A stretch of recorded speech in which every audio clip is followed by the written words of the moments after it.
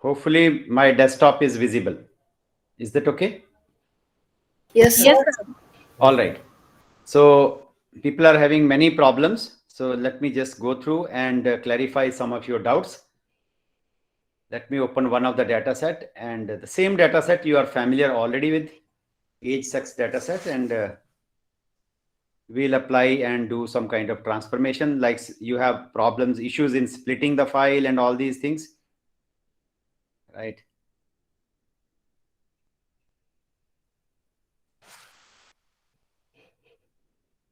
Okay. See, let me start with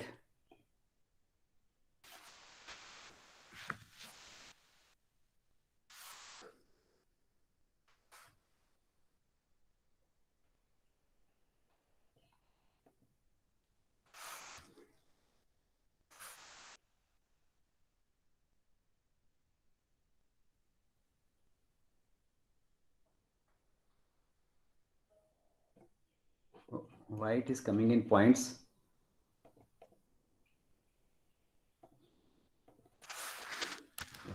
Three.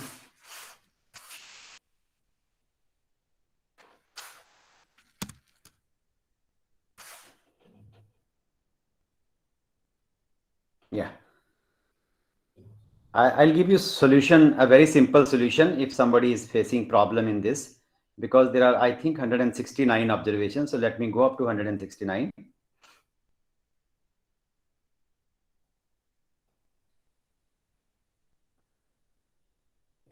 Okay. And copy from here. And basically, let me generate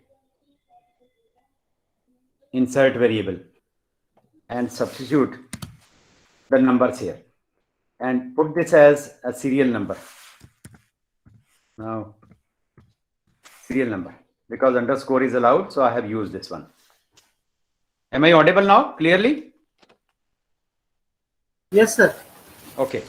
Now somebody was asking that you are facing challenge in transferring the variables. Now, first of all, let's go for the transformation. Suppose I want to make transformation of age to the log to e.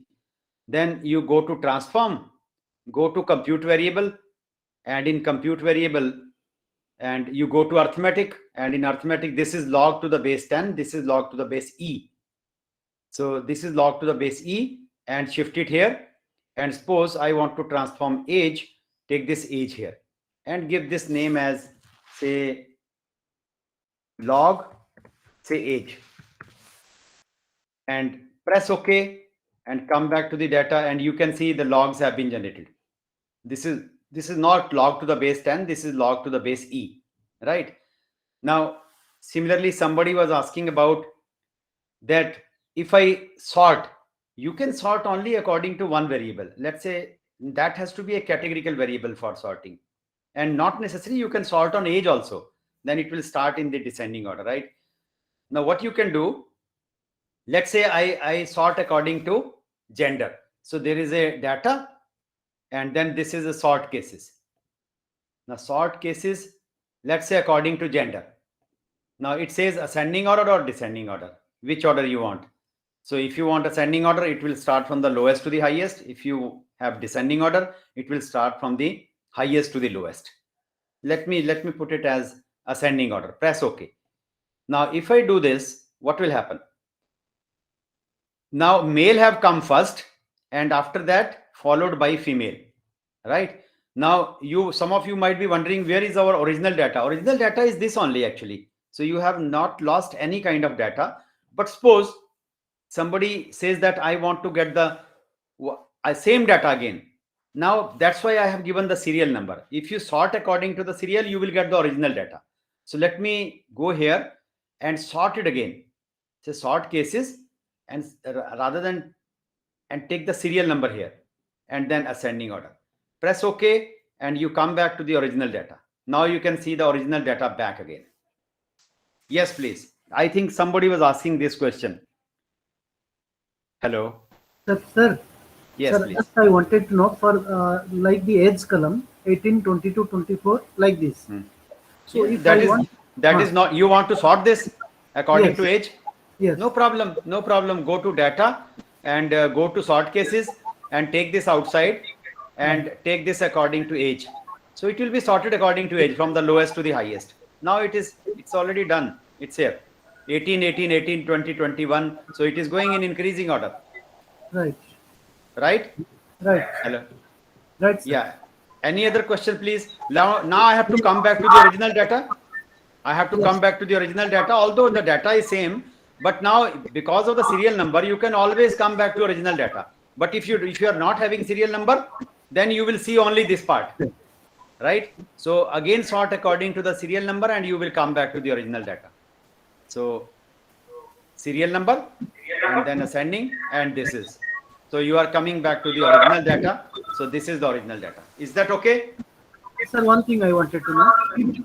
Yes, I please. do have Excel sheet and as usual, the computer programming, we have a back option, going back to the same. There is also here. There is also here going back to the same here. Okay. There is an option here. Right, right. Yeah. Okay. Anything else? For example, if you press this, you will go back to the. I think can you please mute yourself? Yes, please. Yeah. So there is an option here to go forward and backward. If you miss something, or you can come back to the original data again and again. Yes, Sir? please. Yes, please. Manisha, sir. Sir, I'm asking that for the age, say 26, the log of age has come to be 3.26. Now, suppose I make it 28. So, will it change accordingly? No, it will not change according to. It is not Excel, please. It is not Excel. It will not change accordingly. You have to do it again. Okay. Yeah, you have to do it again. That is in that because it is used for analysis purpose. It is not the manipulation of the data. Whenever, even in Excel, if you change some figure, graph will also change. But this is not the case here. You have to draw the graph again. Okay, sir. Okay. Yeah. Any other question, please, before I proceed further? Any other question? No question now? Everything is clear? Okay. Let's do some further analysis. Yesterday, I have shown you how to compute mean, etc. So let's say if there is any connection lost or something, please let me know. Or you can, how will you let me know? Am I audible clearly? Yes, Hello? sir. Yes, sir, you are audible. Okay. So let's do some further analysis. Now suppose I go to analyze and I go to descriptive statistics and I go to suppose frequencies again. And yesterday we have seen that we can go for age analysis, and I have switched off this option because this is not a categorical data. And if you remember, I computed mean, median, mod, quartiles, percentiles, few percentiles, say 95th, maybe 23rd percentile, I don't remember exactly, maybe 80th percentile or 95th percentile, something like that. So standard deviation, minimum value, maximum value, variance, range, skewness, kurtosis. This is what we have done last time. And if you press OK, you are getting all these things. Yes, please. I think up to this, we are very much clear about the analysis. Is that okay? Hello? Yes, sir. Yes, sir. Yes, sir. Yes, sir. All right. Now, let's say somebody is interested to take this output. Let's say somebody is interested to take this output into Word or Excel. So you can shift anytime. One thing is you can copy. You can copy and paste it in Word, but that is not a right thing to do, because sometimes your output may run into 7 pages and there may be 50 tables. When you carry out the analysis, there may be 50 tables. Then every time you have to copy and paste separately 50 tables, which is a difficult task. But there is an option to export your data. Now, please listen to me carefully, because these things are not written in any book. How to import the output of the SPSS into Word or in Excel, right? So 3 things you have to remove. First of all, you can see on the left hand side, there is a log, there is a notes, and there is the active data sheet. So first of all, you have to remove the log. Log means this is the code which has been generated actually. So we don't require to copy the code in Word file. So I have to remove this. So press delete here, delete or cut. So it will go out of the picture. Then notes are very important. You need to delete before importing, before I export this file. So cut. So now it is gone. Then active data sheet again has to be removed. So three things: log, notes, active data sheet. Now it's a final table. How to import this into Word is simple. Go to file. Please, you can note down the steps. Go to file. And then there is an option which is called export. File export. And if I want to go to Excel, Excel is by default. And if you want a Word, then this is, you can click on to Word. Right. And it says your output. You can give the file name. Let's say I give this as your file name as W1 output.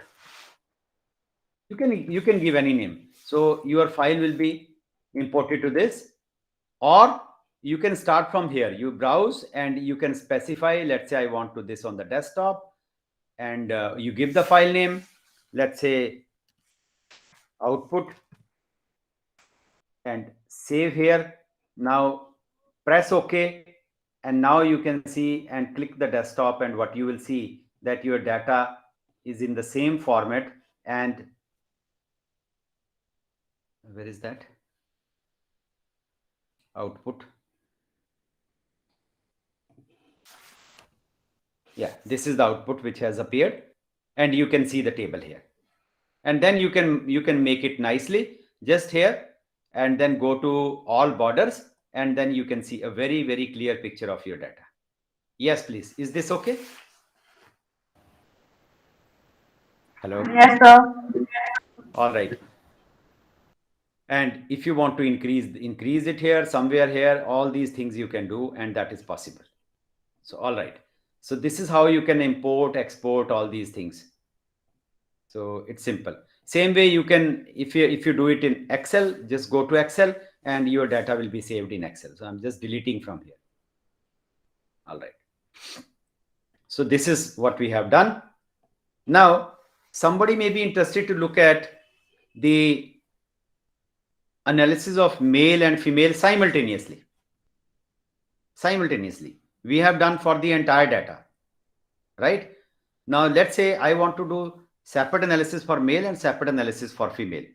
So there are two options now. One is you can go for the split file, right? That is an exercise to you. You can try with the split file, and you first, then male data will get analyzed, and after that female data. But there is another simpler command in SPSS. What is that command? Go to analyze and go to descriptive statistics, and in descriptive statistics, go to explore. Explore means exploring different categories,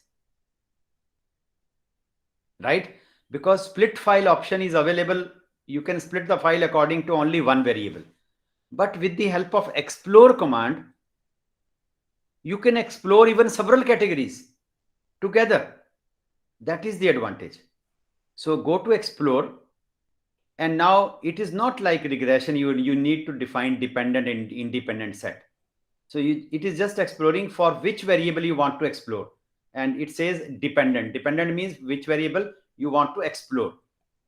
Let's say I want to explore age for the factor. Which factor? For gender-wise analysis.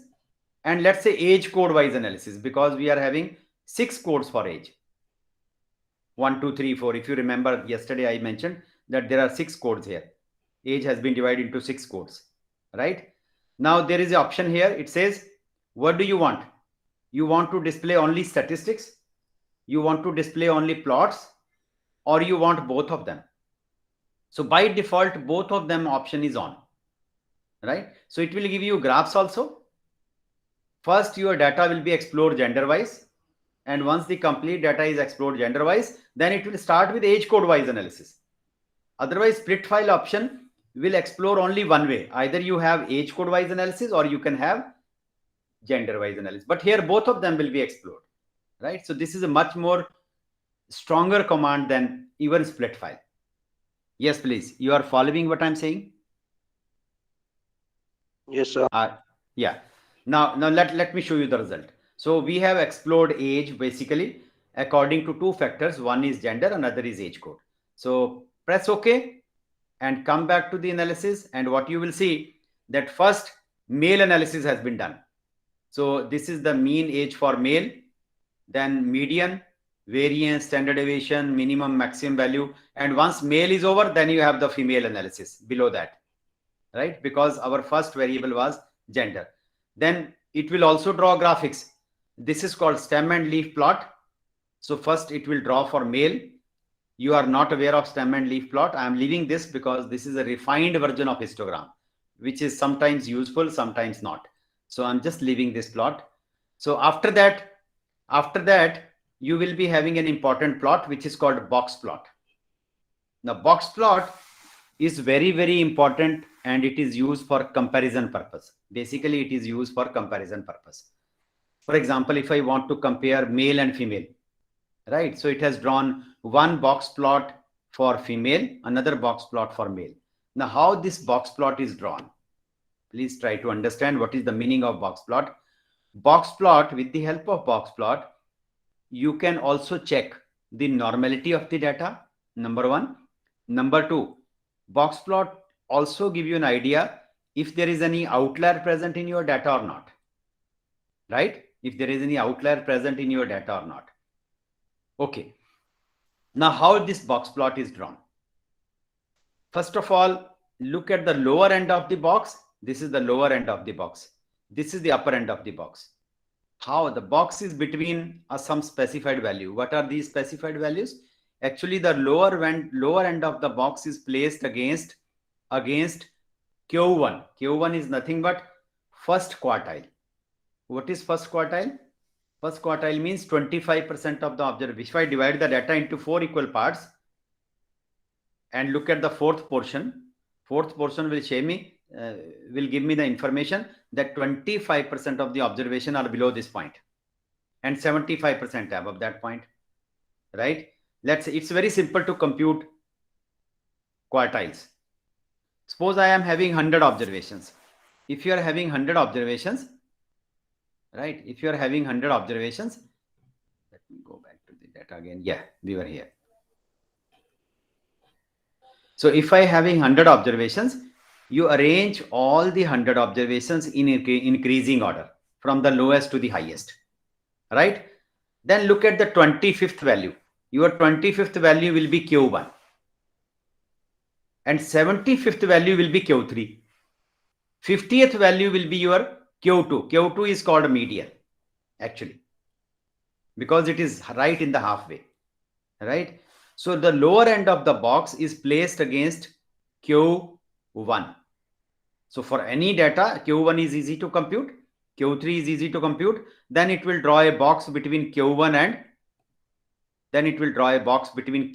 Q3. So this is a box between Q1 and Q3. Then this is called whisker. Now from the lower end, middle part of the box,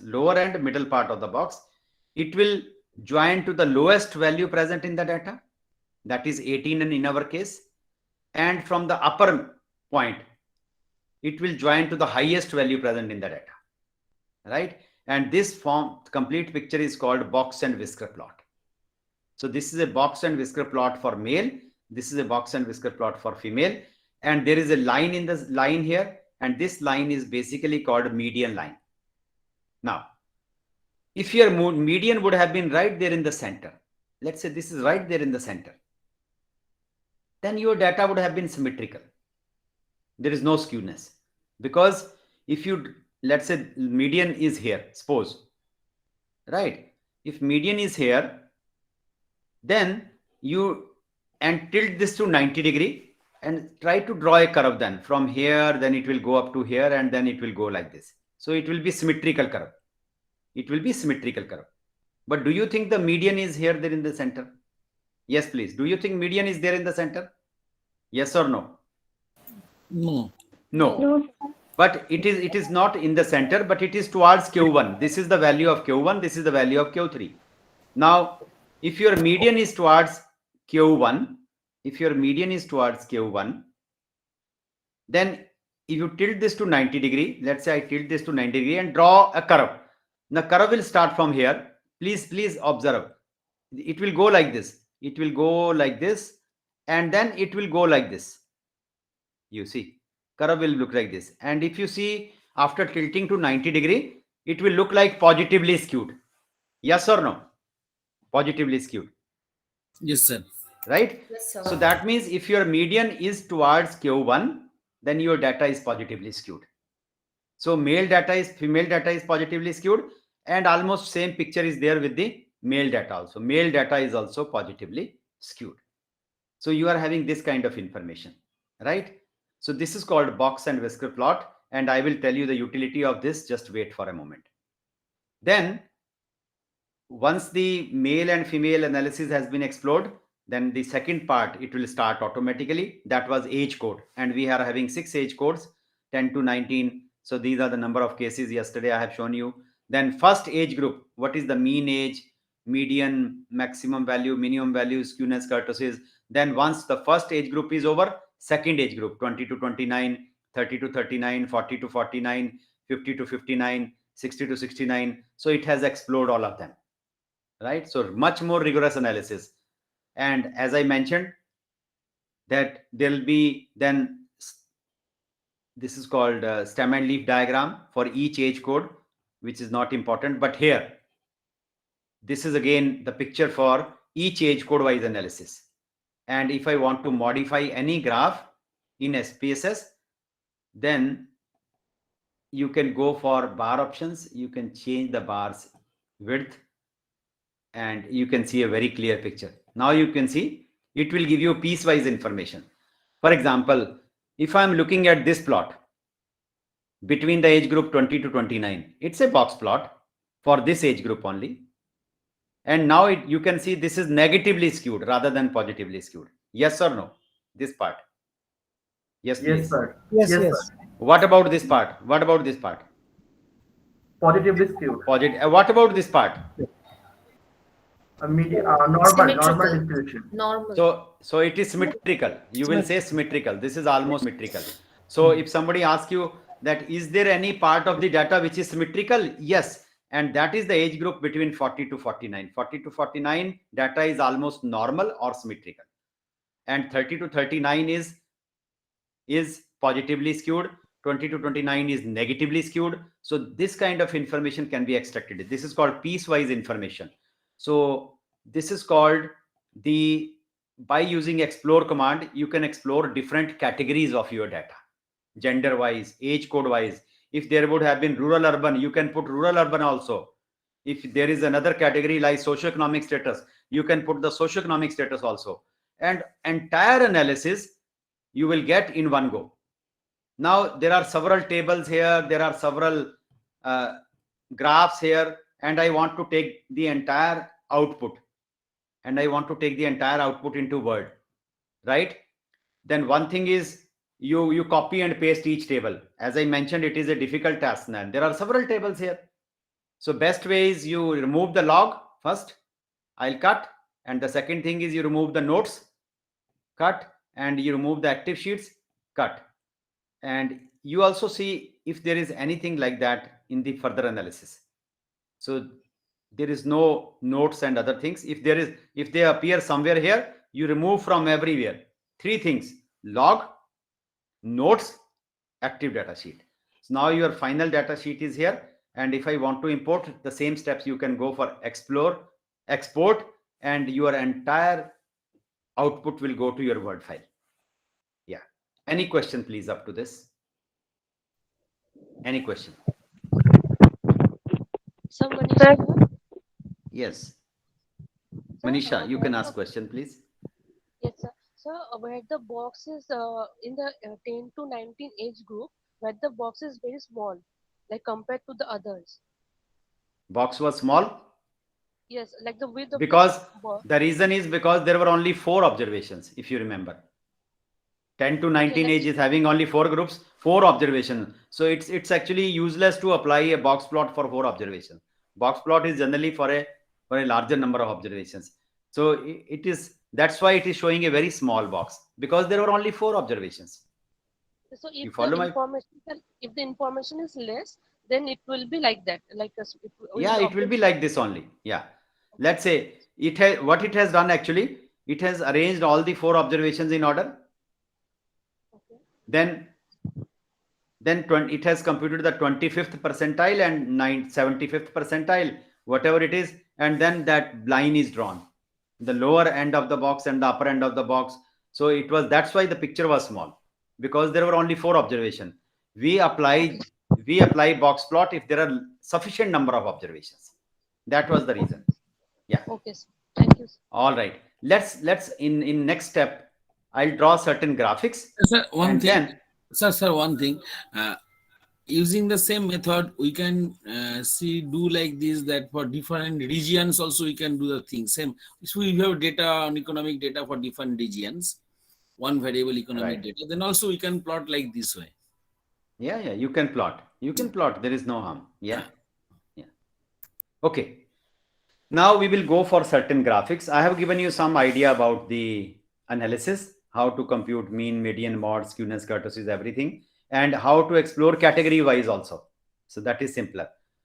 Now, there is also an important command in SPSS, which is called OLAP cubes.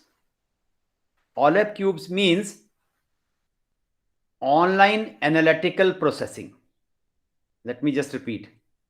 OLAP, OLAP, online analytical processing. That means whenever the output appears, you can change there itself, right? You can change in the output. The analysis will get changed in the output. So let me just for 1 or 2 minutes, let me explore that, what I'm trying to say. Go to analysis. Now, rather than going to descriptive, you go on to reports. And in reports, there is OLAP cubes. Online analytical processing. This is called online analytical processing. Let me click onto this. Now it says for which summary variable you want to explore. Let's say I want to explore for age. All right. And let's say I want to do it for gender wise, grouping variable, and age code wise. These are the only 2 categorical variables. Then it is asking me which kind of statistics you require. Let's say sum I don't require, number of cases you require, mean you require, standard deviation, percentage of this is you don't require. Let's say mean SD, and then you can go on to variance also. You can go on to, let's say, minimum value, take it here, maximum value, range, right? Whatever, and then let's say skewness and kurtosis also. So where is skewness? This is skewness. And this is kurtosis. Let's say I compute this, right? And you will see what will happen. So all these parameters will be there. Continue. And then press OK. And if you press OK, you can see output. It says there are 169 observations. No observation is missing. So this is a percentage, 100%. But here it is written OLAP cubes output. Now what is this meaning? Please try to understand. This analysis, whatever we have clicked minimum value, maximum value, range, skewness, kurtosis. This is for all the 169 observations. But suppose I want to get the information only for male data. What are all these parameters only for male? What are all these parameters only for female? Or further, I want to see that if there is age group 40 to 49 and I want to explore only this for male, then what should be the result? So here in the output, you will get the result immediately. What to do? Just double click here. Once you double click, you can see this bar, black bar, and after that it says sex total, age total. Let's say this result is for totals of both, right? Let's say I want analysis done only for male. Now this is the analysis only for male. In the output you are getting. You are following? Yes, please. There were 91 males. Yes, sir. And Yes, if sir. you want female, Yes, sir. then this is female analysis. It has changed in the output itself. That's why it is called OLAP cubes, online analytical processing. Let's say I want analysis for female and in a particular age group also. Let's say in particular age group like 20 to 29. Now this is the information that for female, that in 20 to 29 year age group, there are 30 females. This is their mean age. This is their standard deviation. This is their variance, minimum, maximum, range, and this. Suppose I change to male, you will get the information about male in the same age group. 20 to 29, 36 males are there. These are their information. And similarly, you can get information about any part of the data. I think it will be much more useful. Is that okay? Hello. Yes, sir. So this is called Yes, OLAP sir. cubes. This is called OLAP cubes, right? Would you show how to click? Yeah, double click, just double click. Just double click, it will be automatically marked here. And this red arrow will always appear. That means it is active. Active means you will get the output, whatever you want. Let's say I want for female and 50 to 59. So there are only 5 females in this age group. This is their mean age and all that. So every information will get changed online. Yes, please. Is this clear? Hello. Yes, sir. Yes, Yes, sir. sir. So very, very, very useful command in SPSS. All right. So with this background, let's move on to draw certain graphics. How to draw graphics. And then I'll come to the next topic, which is called correlation and regression. Okay. Next topic is about graphics. Because it is written in your syllabus, we have to go for the visualization of the data. Let's say graph and go to legacy dialog. And in legacy dialog, you go to, first of all, let's say I want to draw bar plot or bar diagram, sorry. So yesterday I mentioned there is a difference between graph and diagram. Diagrams are for categorical data. Graph is for continuous data, right? So bar diagram, let's first of all draw a simple bar diagram. And it says define your variables. Let's say define. Suppose you're on category, you want gender, say male and female. So just drag and drop it here. Drag and drop. So then it will count how many males are there, how many females are there, and it will give you a bar plot, bar diagram. So here is the answer. You can see this is the bar. This is for male, this is for female, right?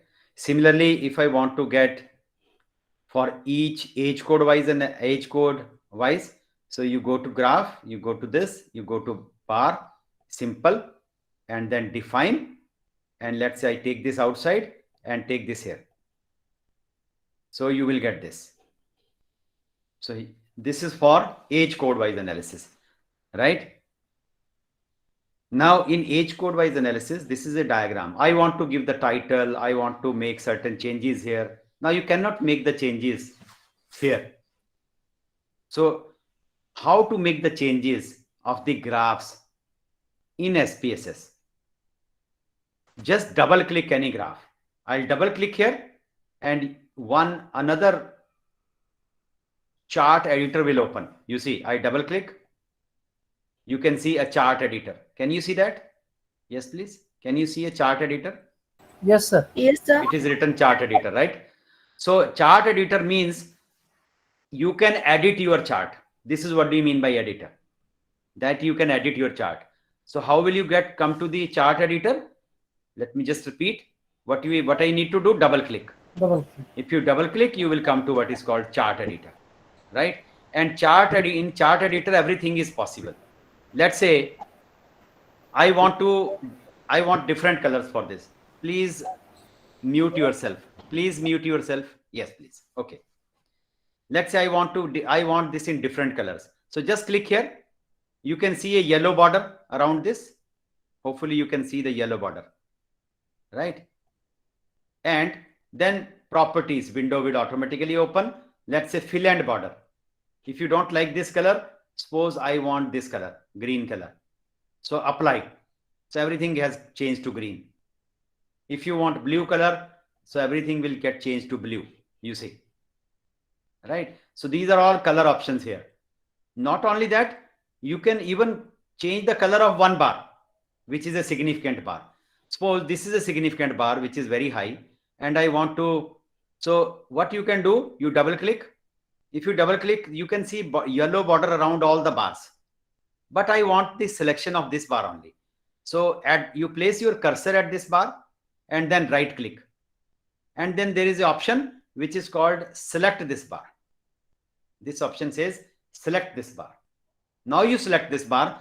There is no border around all other bars, but there is a border around this. Can you see that? Hopefully you can see that, right? And then if I want to make this bar as yellow, so only the color of this bar gets changed because you have selected this bar. Now you can see, right? Similarly, if I want to make changes here, let's say in different colors, select this bar, and let's say I want to make this as this one, apply, and this will get changed into this. So everything is possible in SPSS. And let's say I want to give title. So you can give the title here.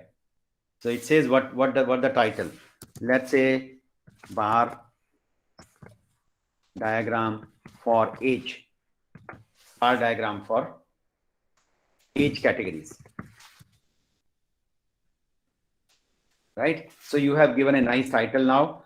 And then you see, if you see y-axis, there is a gap of 0, 20, 40, 60. I want that it is not readable properly. I want a gap of 10 or maybe 5. So you can have all the adjustment. Let's say I mark here. And then there is the option here, scale. You go to scale. And now the major increment is of 20 because it is 0, 20, 40. Let's say I change this to 5 and apply. Now what you can see that everything has changed to 5, 10, 15, 20 at a gap of 5, right? And if it is not readable, then you can go to the text style, and in text style, there is an option which is called bold. You can make this bold, and also if you want to increase the font size, you can do that. So let's say I want to make it 9 instead of 8 and apply. And now you can say this has become bold, right? And also a gap with the gap of 5. Okay. Then instead of count, let me write down this as frequency. So click on to count and then again click, and then it will, here you can write frequency. You can write replace with frequency, right? So it is now coming frequency on the y-axis. Then similarly, let's say I want to make a changes here, and in this I want to make this bold. Suppose then you go to the text style, say normal to bold, preferred size is, let's say again 9, apply. And instead of age code, you can replace with, let's say on the y-axis, you can replace this with, let's say age categories. Okay, now you have a very nice picture. And then once you have done everything in editing, even you can write something in between. If I want to write something in between, there is an option here, right? Where is that option? This is the option. Then there are two options. One is called annotation. Another is called text box. If you are using annotation, then it will, whatever you will write, that will appear in a box. And if I'm using text box, then it will appear without box. Generally, we want without box. So let me use text option, text box, and let me write this as significant bar. right? And just click here and then drag it here. And you can drag and make some kind of adjustment to make it more clear, right? Now, here you have written something in between also, slightly little bit here. Okay, this is better. Now you have a very nice picture. And once you have drawn, the entire editing has been done, everything has been done, you just close here and you will be back to this, right? And once you are back to this, now you can copy this graph and take it anywhere. Let's say I copy and paste it in Word. So I paste it here. Okay. Now you cannot make any changes here. There is no compatibility of Word and SPSS. Whatever the changes, first you have to go to you make the changes in SPSS, then you import. Of course, depending upon your space, you can adjust the space now. Let's say I adjust the space, their space is less. So you can squeeze this. And if you can squeeze from here also, you can squeeze from here also. So depending upon the size of your word space, you can increase or decrease the size. So this seems to be a nice picture. Yes, please. Is this okay? Hello? Yes, sir. So we have drawn one graph. Sir, one thing I wanted to know. Yes. Suppose I want to make the bar, the most significant bar as yellow and the least significant bar as green. So can it be the command before making that graph?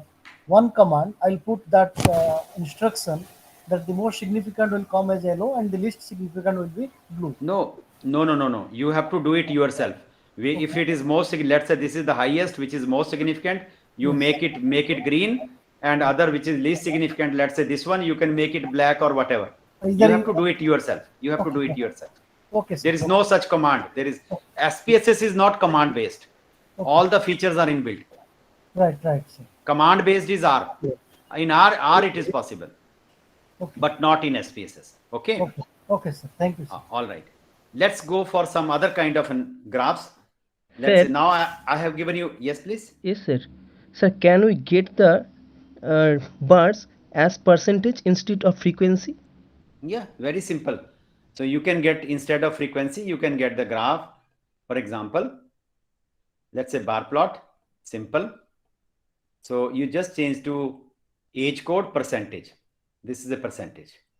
So click OK. And now you are getting in terms of percentages. Is this okay? Thank you, sir. And not only that, there is an option here.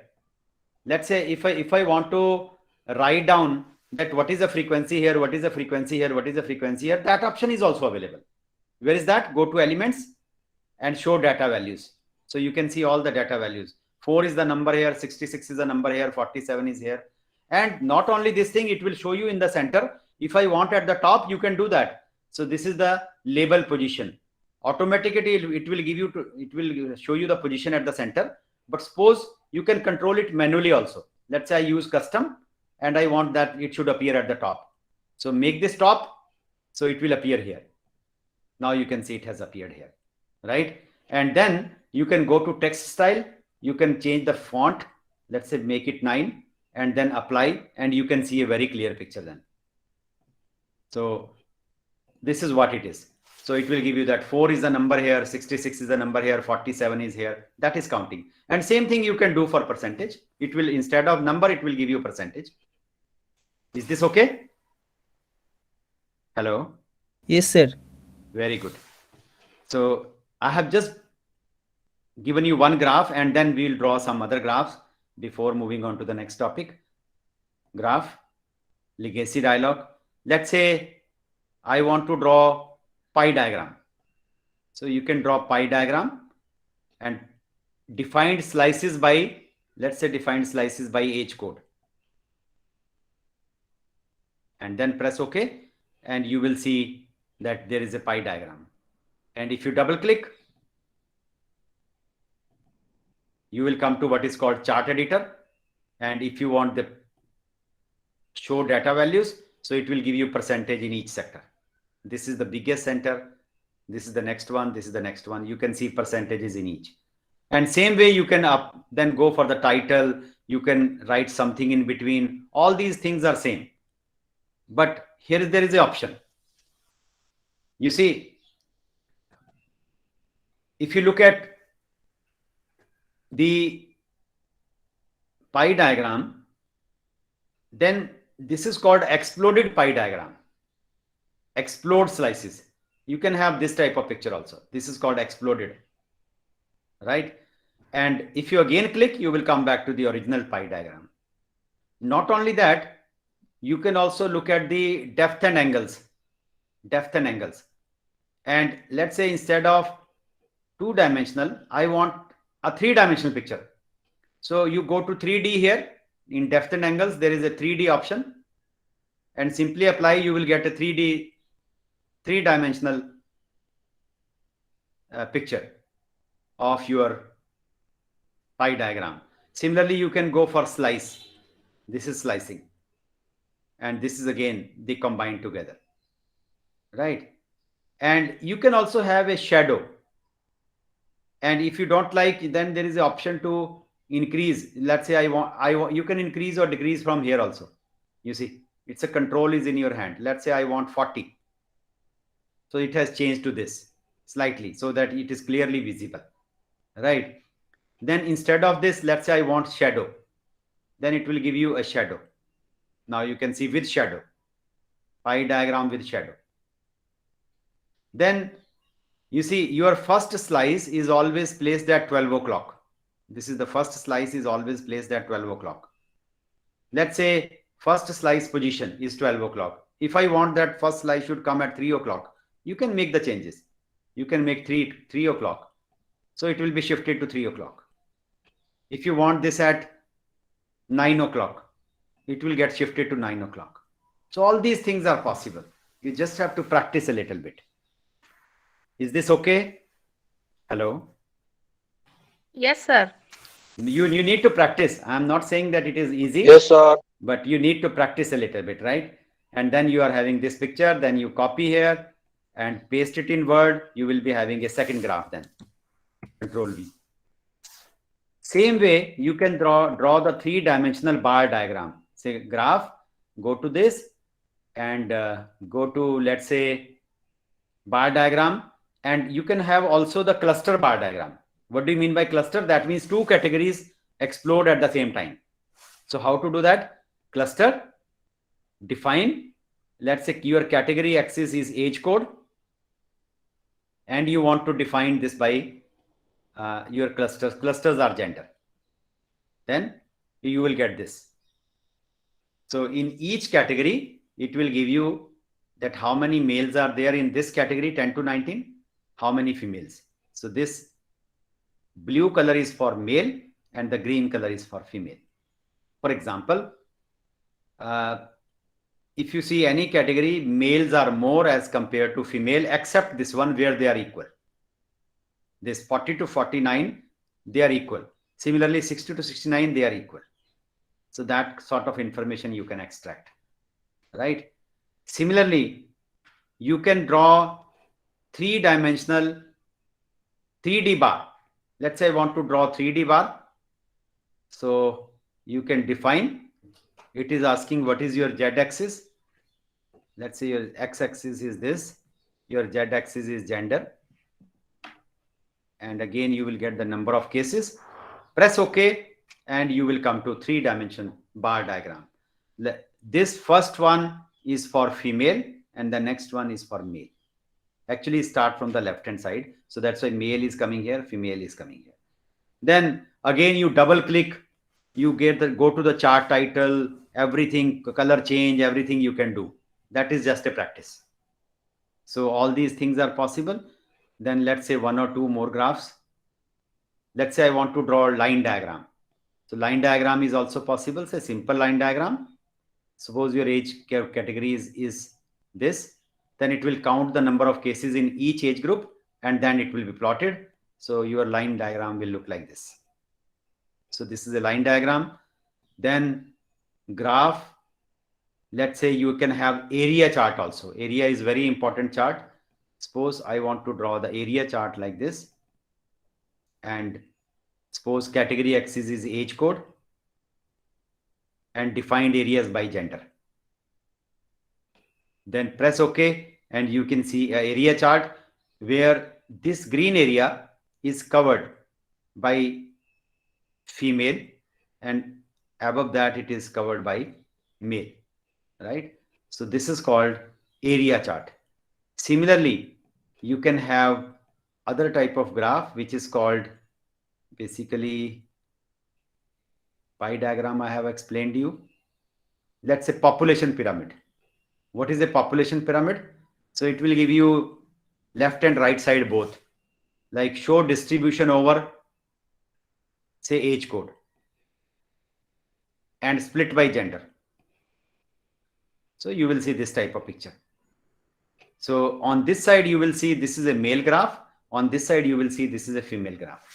So you can go for the comparison, right? Whether in particular age group, for example, in this 20 to 29, there are more number of males as compared to female. This is slightly short, this is longer, right? Here it is almost same. So something like that. So all these graphs are possible. Now I'm coming to very important graph, the last graph, before moving on to the next topic. And that graph is the most important one. Already given you the idea about the box plot. But let's look into box plot again. Now, before coming to the box plot, let me show you histogram also. You can draw the histogram, and histogram is always for continuous data. Continuous data is age. So age display with normal curve. Press OK, and you will see the histogram. But this, if your data would have been normal, then all these bars, this is a normal curve because I plotted the normal curve also. This is a normal curve, right? It is symmetrical. If your data would have been symmetrical or normal, then all these bars, they should have been within this curve. But do you think they are within this curve or outside, some of them? Yes, please. Are they outside or within? Outside, sir. Outside. So if they are outside, it simply says that your age data is not normally distributed. Age data is not normally distributed. Is that clear? Now, if I want to pick up whether it is positively skewed or negatively skewed, you can easily see that. There is you look at the highest bar, drop a line from the highest bar, and count how many bars on the left hand side. So how many bars on the left hand side? 1, 2, 3, 4, 5, 6 bars. But how many bars on the right hand side? 1, 2, 3, 4, 5, 6, 7, 8, 9, 10, 11, 12, 13, 14, 15, 16. 16 bars on the right hand side, only 6 bars on the left hand side. What do you think? Is it positively skewed or negatively? Yes, Sir, please. positively skewed. Now you understand. I am happy. So this data is positively skewed. It is not normal. It is positively skewed. All right. So this kind of information you can have from the histogram. And the same information box plot will give you. How give you the box plot? Let me draw the box plot. Graph. Go to box plot. And in box plot, let's say simple box plot. Then for a separate variable, because we want to draw the box plot for age. So this is for group of cases. I mean male, female. But this is for only we want to draw for age. So I switch out this option. Summary for separate variable. Separate variable is age, not for groups. Define. I take this age here and then press OK, and you will see a box plot of age. Now everything you know in the box plot, that the lower end of the box is placed against Q1, upper end is placed against Q3. Then from the upper part of the box, from the middle, it will join to the highest value present in the data, and it will join to the lowest value present in the data. Now, if you drop a line, your line will go from here. Curve, sorry. If you drop a curve, it will go like this. It will go like this. So, and this is the line. If you drop a line, area on the lower side is less, area on the upper side is more. and tilt this to 90 degree. Now, what do you think? Is it positively skewed or negatively skewed? Yes, please. Positively skewed. Positively skewed. Positively So skewed. this is positively skewed, and histogram is also giving you the exactly the same picture, right? Histogram, with the help of histogram, with the help of box plot, you can check the normality of the data. These two are very, very important graph. But the important point in box plot is you can identify outliers also. What is an outlier? In my first lecture, if you remember, I have given you example that most of the observation, they are between 120 to 140, but there is one observation which is 230. So that is outlier. Let me change one observation. This is the actual graph of the box plot of the age data which we have. Let's say I make some changes. Let's say this is 51 and I change this to 151. Now, while entering the data of age, somebody has entered the data in Excel, right? And instead of writing 51, by mistake, he or she has written 151. Can human error occur or not? Yes, please. Can human error occur? Yes. Yes, it can occur. It can occur. Now, there is a second face of the coin also, that do you think the age could be 151 in COVID era, stressful atmosphere, polluted environment? Do you think in India age could be 151? No. No, sir. Age cannot be 151, right? Now, let me tell you the repercussions of this. What will happen? You have already seen the box plot. Box plot is such an important graph that will it identify outliers, that if there is something wrong with your data or not. So I'll draw the, again, I have just changed one observation. Go to graph and draw the box plot again for separate variable. And I'm just taking age outside. Sometimes they take the previous data and take it age. I change with one observation I have changed, right? And again draw the box plot. Now you see the picture of the box plot. This was the original picture. And this is when there is something wrong has gone. So it has squeezed. And moreover, what has happened actually? It is giving you a star mark. What does this mean? Meaning of this star? Star means that there is something wrong with your data and there is one outlier present in your data that has been marked as star. And it will give you the observation number also. Where is the wrong information? It says observation number 13, and you must go back to your data, check your observation number 13, and you will realize that my entire analysis would have been wrong if I would not have corrected this. So it will give you a warning. So as all of you are researchers, my clear suggestion to you is that if you are dealing with continuous type of variables like age, height, weight, blood pressure, cholesterol, economy, income, etc., you must first of all plot box plot for each and every variable and see if everything is correct with your data or not, right? So if something is wrong, now you come to know that there is observation 13, which age cannot be 151, there is something wrong. You follow my point? Yes, please. Yes, sir. No other graph can give you this type of information except box plot, right? That is one important point. Second important point, it is not necessary that box plot is used to find outliers which can depict a wrong observation. Not always. It can give you a very, very influential information also. Very, very, very influential information. How? Let's say you are dealing with blood pressure rather than age. And most of the people are having blood pressure around 120, 130. But there is one patient whose blood pressure may be 280. It can jump up to brain hemorrhage case, right? 280. And I'm plotting box plot. It says there is an outlier, patient number 13. Their blood pressure is 280. What does this mean? that means I have to give a special care to that patient because his blood pressure is going up. Yes or no? Yes, sir. Yes. So that Yes, means sir. it is a very, very influential observation.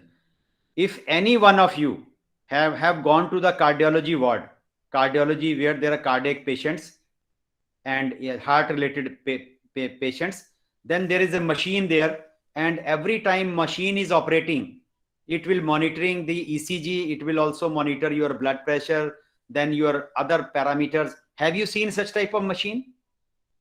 Hello?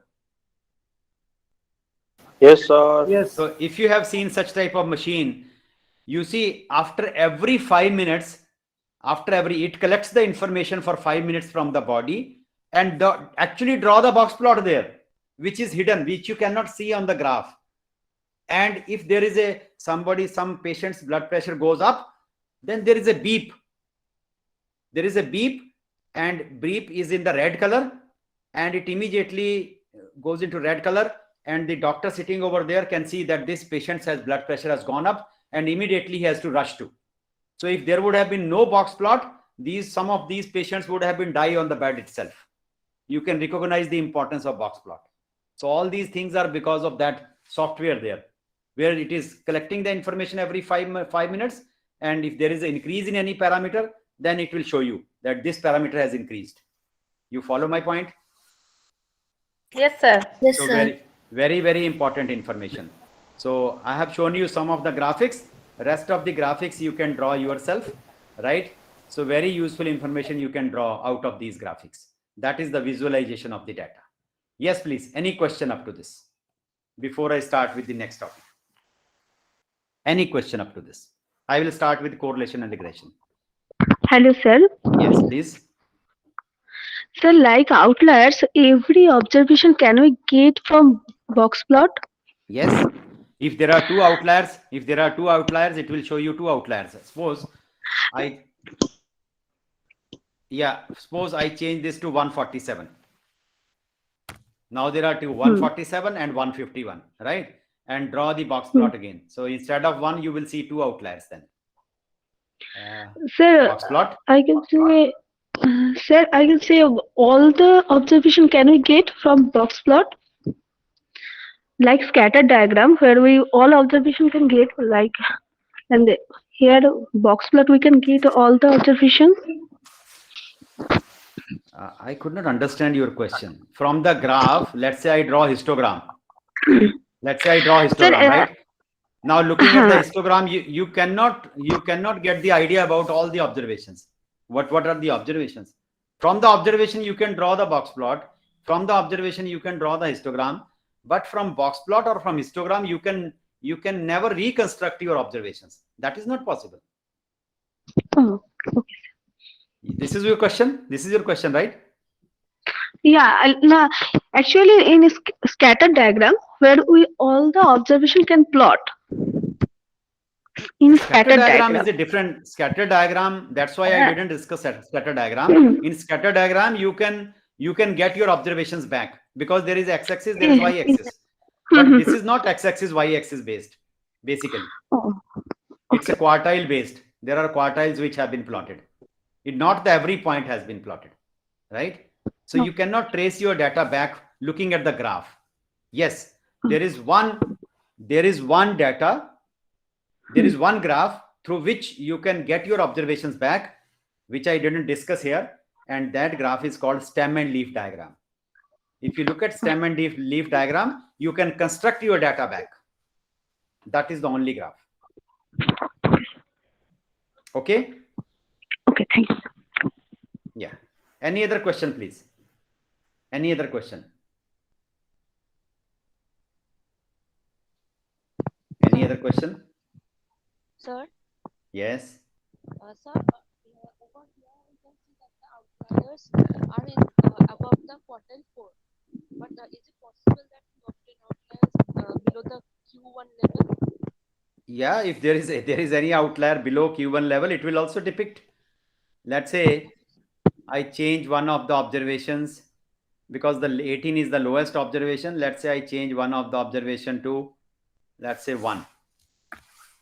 I make this 1. So it will also be depicted. You see? Box plot. It is also depicted. Okay, sir. Yeah. So there is no problem with that. Okay. For example, have you ever realized that whenever there are air pollution is being monitored, then they specify that on this day there was high air pollution, on this day there was high air pollution. They draw the box plot. And during the, let's say there is a Diwali festival, there is a Dussehra festival, then the crackers are there, and immediately it will depict that on this day this was the air pollution, on this day this was the air pollution, and it is different from the other days. So that is the result of all these box plots. You follow? Yes, sir. Okay. All right. So if there is no questions related to the graphs, then I can move on to my next topic, if you allow me. Should I move on to next topic? Yes, sir. Okay. Yes, sir. All right.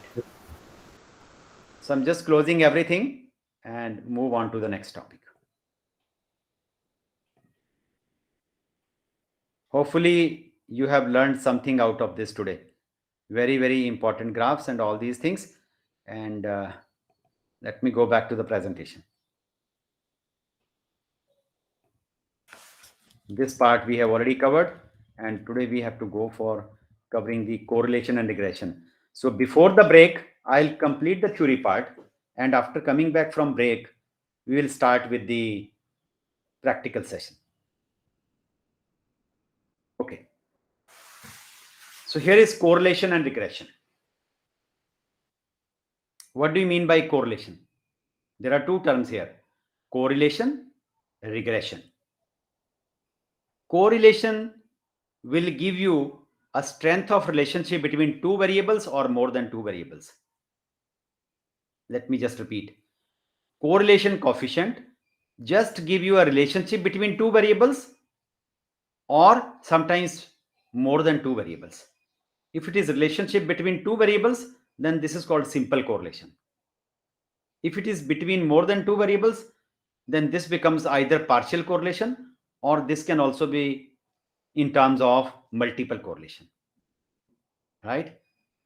Regression is altogether a different terminology. Correlation never used for prediction. I'm making a very strong statement, not written in any book. Correlation is never used for prediction. It is only the regression which is used for prediction, not the correlation. Correlation is just giving you a strength of relationship between two variables or more than two variables. But regression is used for prediction. How to predict the value of one variable for any given value of other variable, that is given by regression, not by correlation. Of course, correlation just form a part of prediction. I'm not saying it doesn't involve anything. Correlation just form a part of prediction, right? Now, first of all, we'll learn different type of correlations, and then I'll move on to regression. Okay. Let's see correlation.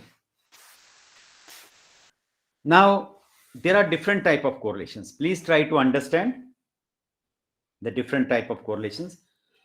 This is what you have learned in your 10+2 standard. Karl-Pearson correlation coefficient. It is denoted by small r. Its value lies between -1 to +1. If the value is negative, then the two variables are negatively correlated.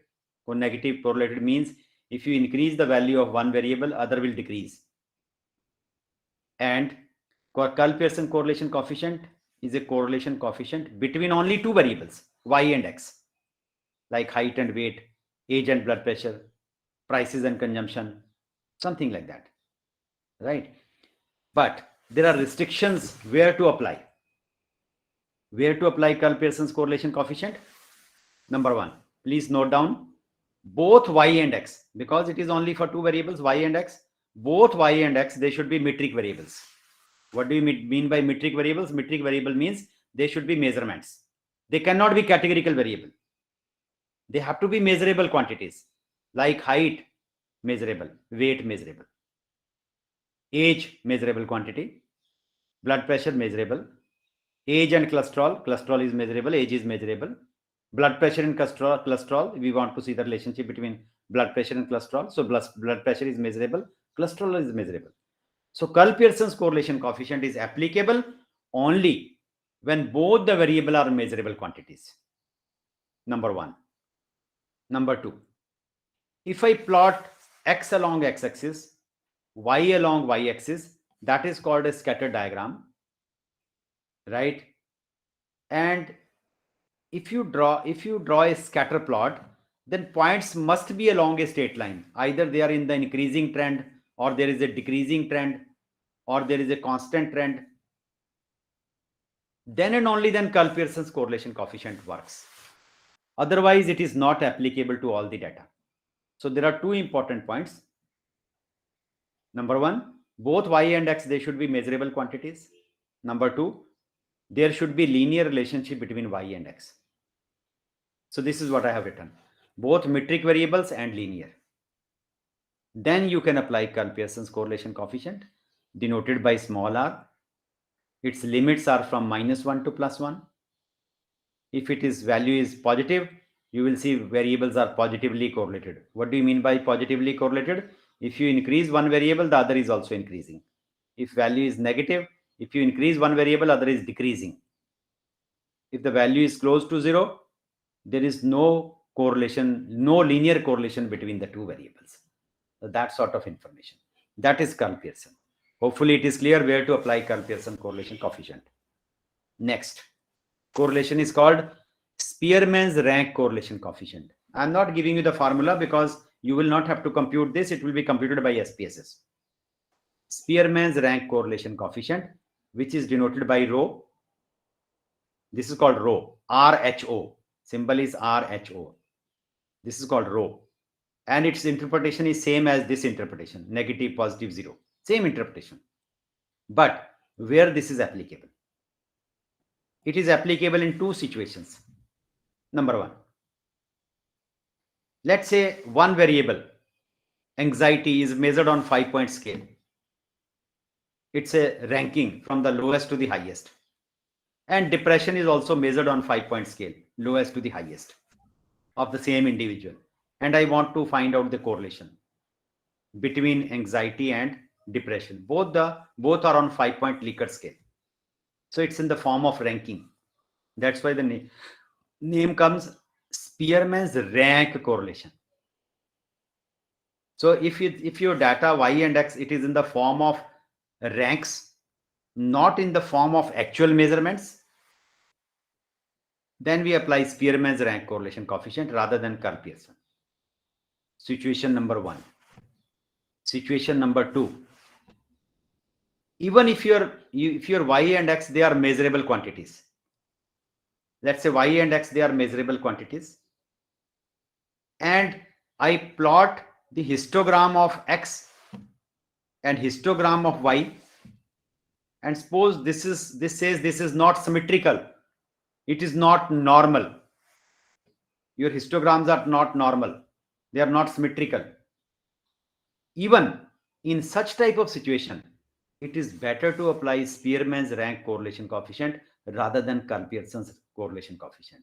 So there are two situations. Either data is already in the form of rank, or you must check the normality of the data. If there is a no normal data, again you apply Spearman's rank correlation rather than applying Karl-Pearson. Yes, please. But these two types of correlation are applicable whenever we are dealing with simple two variables, y and x. Is it clear where to apply Karl-Pearson, where to apply Spearman? Yes, please. Yes, sir. Okay. And the third type of correlation is called multiple correlation coefficient. Multiple correlation coefficient. Now, this type of correlation is applicable whenever you are dealing with more than two variables. So there is one variable which is affected by many other variables. For example, say yield of a crop. Yield of a crop is your y. It may depend upon several factors. What are the factors? It may depend upon X1. X1 could be rainfall. If there is no rainfall, there is no question of getting the yield. X2 may be type of seed used, or maybe amount of seed used, right? X3 may be amount of fertilizer used, and so on. So Y depends upon X1, X2. There may be K different factors. But the biggest restriction in computing the multiple correlation is that all Y, X1, X2, all these Xk, they should be measurements. None of them could be categorical variable. None of them could be categorical variable, right? Y has to be a measurable quantity. X1 has to be measurable. X2 has to be measurable. And Y should depend upon all these together. X1, X2, Xk. So if there is one dependent variable, which depends upon several other variables, then rather than applying simple correlation, we apply multiple correlation. And multiple correlation coefficient is denoted by R square. It's a square. It can never be negative. Square can never be negative.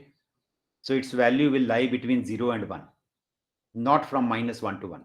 So R square lies between 0 and 1. If it is closer to 1, then there is high correlation between Y and independent variables. If it is closer to 0, then there is low correlation between dependent variable and independent variables. This is called dependent variable, and these are called basically independent variables. Independent variables, how they are affecting your dependent variable, it is just a cause and effect type of relationship. We compute what is called multiple correlation. But biggest restriction, all they have to be measurements, metric variables. Hopefully, the meaning of multiple correlation is clear. Yes, please. Is this okay? Yes, sir. Okay. Then there is another important correlation, which is called partial correlation. Sir, can you give one example of multiple correlation? I will do it practically, giving practical examples. Don't worry at all. And if you see your assignment number 2, there is a practical example. You can read that. There is a practical example. I have already given you practical example like yield of a crop. Yield of a crop is Y. It depends upon amount of rainfall, amount of fertilizer, amount of seed used, then amount of treatment, let's say to spray, etc. So it depends upon all these factors. What is going to be the yield? That is an example. There is another example, several examples. IQ, intelligent quotient, may depend upon mental age. It may depend upon anxiety. It may depend upon depression. So there are several examples of this type. Blood pressure. Blood pressure may depend upon the body surface area, the body mass index. It may depend upon several factors. Hope this makes sense to you. Yes, please. Yes, sir. Yeah. Okay. So you ask me any example, I'm ready with examples. Don't worry. Right? Then there is a partial correlation coefficient. What is partial correlation coefficient? It is being ignored by many of the researchers. And I have directed many of the doctors to apply this type of correlation to see how other variables can affect the relationship between the two variables. Right? Let me give you an example of partial correlation. Let's say I am having age data and also blood pressure. In one column, age data is given, age of the patients, and then in the second column, blood pressure of the patients. Same patients, right? Corresponding. Okay, age and blood pressure. And I compute Kerr-Pearson's correlation coefficient. And let's say it is coming out to be 0.7 or 0.8. It is significant. And I am presenting my result and showing that there is a high correlation between age and blood pressure. Okay, fine. Now doctors are sitting there, and one of the doctor is asking you a question, whether there were smokers or non-smokers also in your data. Now you haven't looked into, you are just looking into age and blood pressure. You haven't looked into whether there were smokers or non-smokers, how many BD or cigarettes they are taking per day, You haven't asked those from those people. Now, let me tell you the repercussions of this. Clinically also tested. Those who are smokers, they are likely to have high blood pressure than those who are non-smokers. And whenever you are computing the correlation, this correlation may be effect of smoking only, because there were more non-smokers on your data rather than smokers. It can happen. No, sorry, there were more smokers rather than non-smokers in your data. It can happen. You completely ignored the effect of smoking. So that means to actually find out the relationship between age and blood pressure, you need to control this third parameter. That is called effect of smoking. And if you control that effect of smoking, then this type of correlation becomes what is called partial correlation. Again, partial correlation is a correlation between two variables, age and blood pressure, but by controlling the effect of smoking. Hopefully this makes sense to you. Yes, please. Is this okay? Yes, sir. So in that Yes, sir. situation, I will give you a practical demo when I'll come to the partial correlation and show you how important it is, right? And how the doctors are being benefited by the use of partial. Sir, it may be two factor. It may be two factors. It may be two factors. It could be age also. It could be gender also. It could be effect of smoking also, depending upon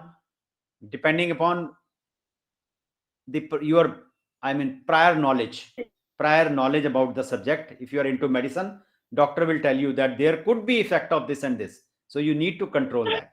Yes, sir. Right? You follow my point? Yeah. Okay. Now, all these correlations are important. Then let's say I look at the scatter plot, x along x-axis, y along y-axis, and the points are not along a straight line. There is no increasing or decreasing trend. First of all, your points are increasing, then start decreasing. It's in terms of a curve, not in terms of a line. I cannot apply Karl-Pearson then. Then in that situation, we apply another type of correlation that is called correlation ratio. So that has to be computed rather than Karl-Pearson. If there is a curvilinear relationship between the variables, and that curvilinear relationship is given by the scatter plot, right? Now, sometimes we look at the scatter plot, there is no increasing trend, there is no decreasing trend, and there is no curvilinear relationship also. And you will say there is no correlation. This statement is totally wrong. Because it is not necessary that if there is a scattered observation, your eyes are not picking up that particular type of correlation. There could be any other type of relationship, maybe quadratic, cubic, maybe exponential, log, etc., which is not visible to you. And those type of correlations are picked up with the help of another correlation branch. And that particular branch of statistics is called in terms of non-linear correlations, where nothing is easily you can see. But you can only rule out the possibility that there is no linear relationship. That's it. Okay. But they are based on many specific models. So this is beyond the scope of this workshop, non-linear correlations. Okay. Now, if you look at where to apply Karl-Pearson's correlation coefficient, here you can see I have plotted height. Here is a weight. Points are along a straight line. You can see points are along a straight line. I can apply Karl-Pearson's correlation coefficient, and points are increasing. There is an increasing trend. So I'll say there is a positive correlation. Now here there is a prices along x-axis, consumption along y-axis. When prices goes high, consumption is going down. Let's say if onion prices are going beyond 100 rupees, when people will consume more onions or less onions? Yes, please. More onions or less onions? If onion prices, less onions, right? So if it is just very small, say 20-25 rupees kg, everybody will buy. Suppose it goes up to 200 kg, then people will buy less and less onions. They buy maybe half a kg, maybe only 200, or they will not buy at all, right? So consumption is going down. So there is a negative, but points are along a straight line. So this is the case of a negative correlation. Look at this one. Can you look at any kind of trend? Increasing, decreasing? Is there any kind of trend? Sir, no. No. There is no curve also which you can think of. Please mute yourself. So in such type of situation, what I plotted actually, you plotted a blood pressure against hemoglobin. Blood pressure against hemoglobin, right? Clinically also, there is no relationship between blood pressure and hemoglobin. I cannot say those people who are having high blood pressure, they will be having low hemoglobin level. There is no such thing in medical history, right? So that's why this a real life data has been plotted. Now here, so you will say there is no correlation. Actually, wrong statement, because you cannot see from your eye. What I can rule out the possibility that there is no linear correlation. There is no linear correlation. There could be any other kind of correlation which is not visible, and such type of correlations are studied with the help of non-linear correlation. You follow my point? Yes, sir. Is that? Yeah. Okay.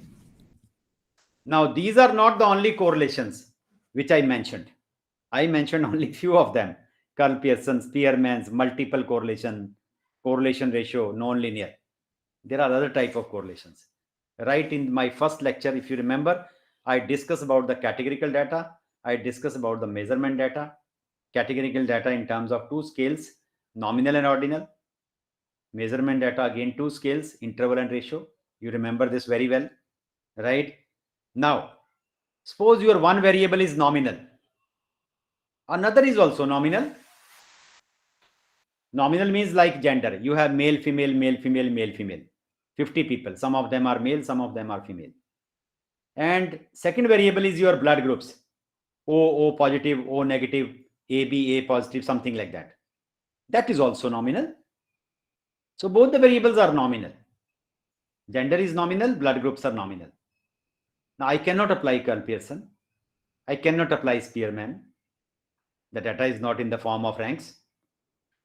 I cannot apply multiple correlation because there are two variables. I cannot apply correlation ratio. I can do nothing. So in such type of situation, which type of correlations are applicable? So if there is a nominal by nominal data, then these are the correlations to be computed.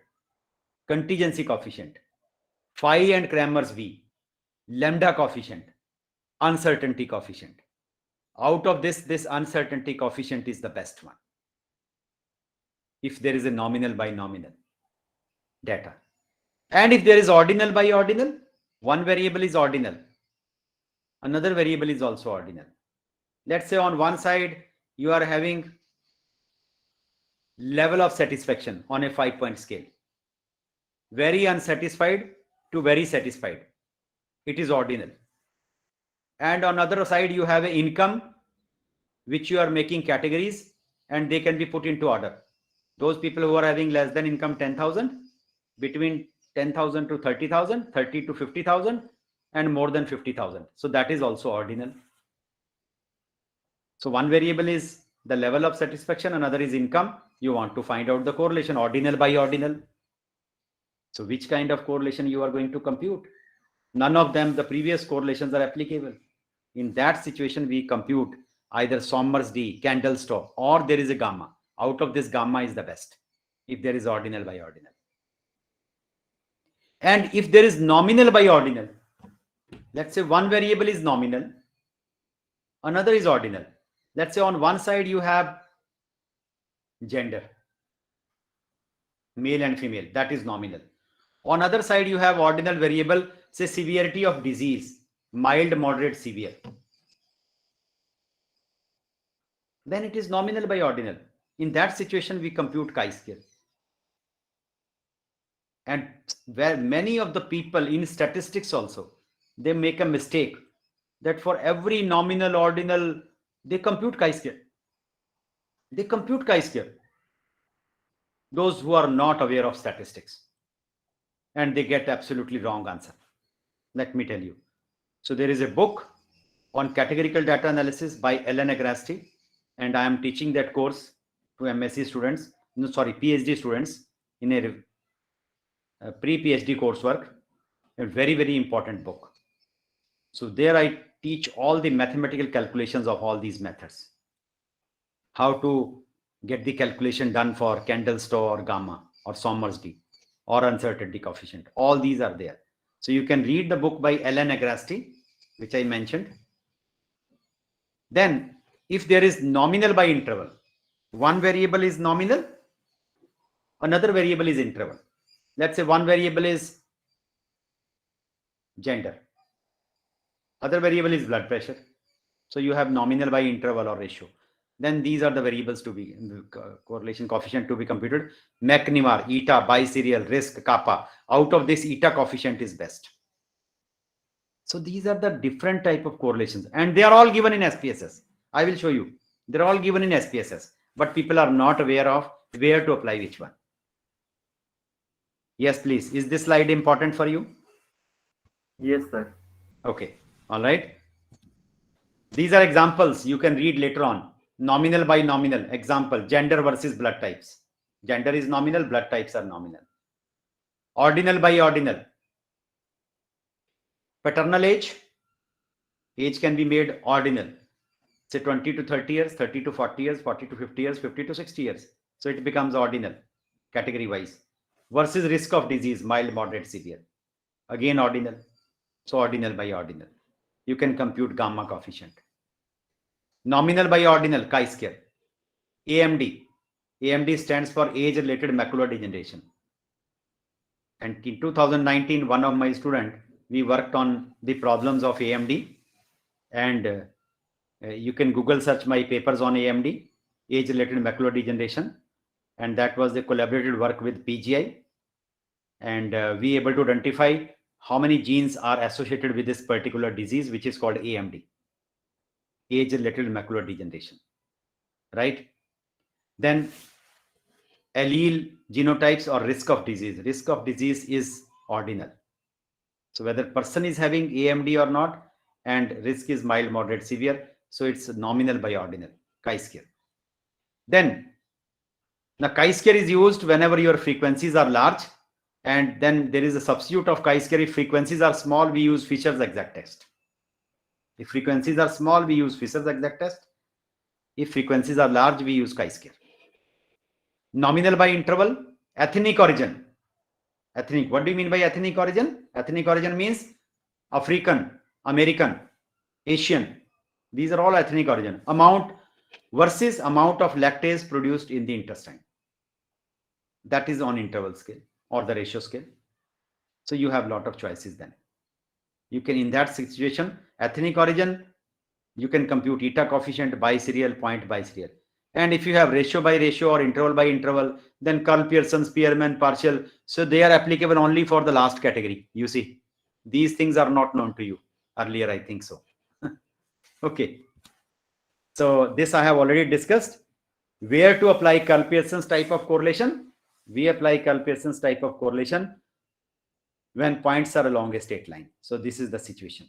Not in this situation, because it is not linear. You cannot apply Karl Pearson here. You cannot apply Karl Pearson here. It's a curve. What is the idea of strong and weak relationship? If points are very, very close together, then we say that X and Y, they are highly correlated, either positively or negative. But here also, if you see, points are along a straight line here also, but they are scattered. In the scatter plot, they are scattered.